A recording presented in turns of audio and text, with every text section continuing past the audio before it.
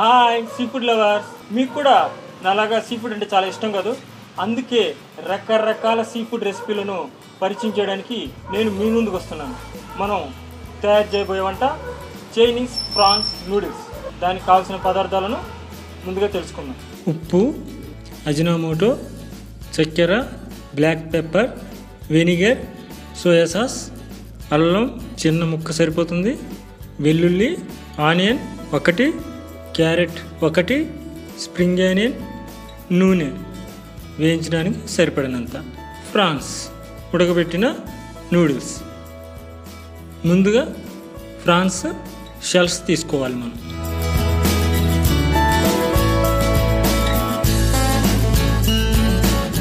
వీడియోలో చూపించినట్టుగా ఒక్కొక్కటిగా తీసేసుకోవాలి.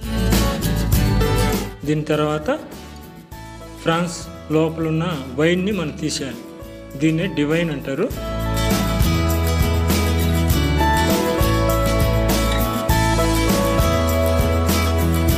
ఇలా ప్రతి రొయ్యకి చేసుకోవాలి. మనం ఇది అన్నీ తీసేసి రెడీగా పెట్టుకున్నాం.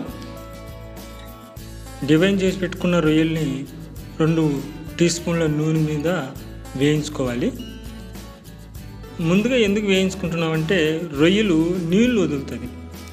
ఆ నీళ్లు మనం నూడిల్స్లో వదిలేస్తే బాగుండదు. అందుకనే రొయ్యల్ని సపరేట్గా ఉడకబెట్టుకుంటున్నాము.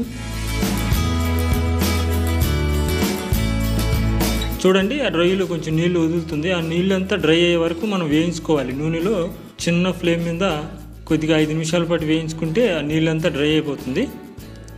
ఒక 10 నిమిషాలకి రొయ్యి బాగా ఉడికిపోతుంది. చూసారుగా, ఇప్పుడు ఎంత బాగా ఫ్రాన్స్ ఉడికిపోయింది, నీళ్ళంతా డ్రై అయిపోయింది.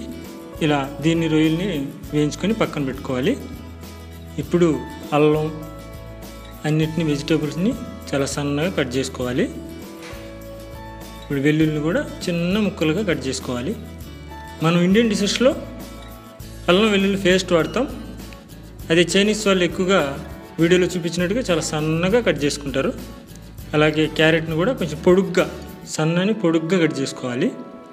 ఆనియన్ని, క్యారెట్ని కట్ చేసుకుంటే చాలా బాగుంటుంది. చూడడానికి బాగుంటుంది, తినడానికి కూడా చాలా బాగానే ఉంటుంది. స్ప్రింగ్ ఆనియన్ కూడా అలాగే కట్ చేసుకోవాలి. ఇప్పుడు వేరే కడాయిలో నూనె పోసి 2-3 టీ స్పూన్ల నూనె సరిపోతుంది. ఇంకా కొంచెం ఎక్కువ ఇష్టపడే వాళ్ళు ఇంకో స్పూన్ వేసుకోవచ్చు.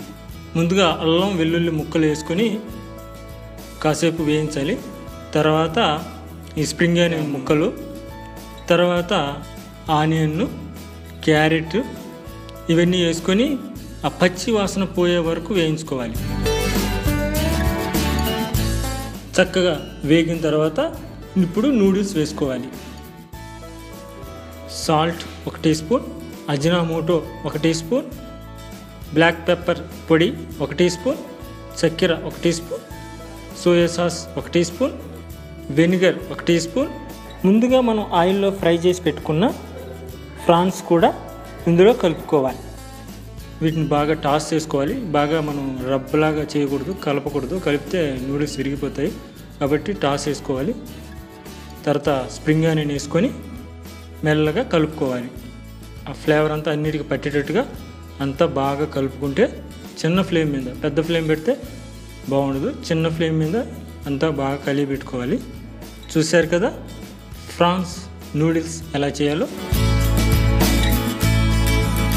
ప్రతి బైట్ టేస్టీగా ఉండాలంటే సబ్స్క్రైబ్ చేసుకోండి.